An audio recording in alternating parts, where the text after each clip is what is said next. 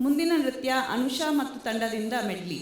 ನಮ್ಮ ಬೃಂದಾವನ ಬೆಡಗಿಯರು ನಮಾಮಿ ನಮಾಮಿ ಎಂಬ ಭಾವಪೂರ್ಣ ಹಾಡಿಗೆ ಆಕರ್ಷಕವಾದ ಸೆಮಿ ಕ್ಲಾಸಿಕಲ್ ನೃತ್ಯವನ್ನು ಪ್ರಸ್ತುತಪಡಿಸುತ್ತಿದ್ದಾರೆ.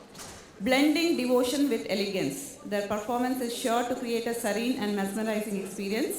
So let's welcome these beautiful ladies to rock on stage with a big round of applause.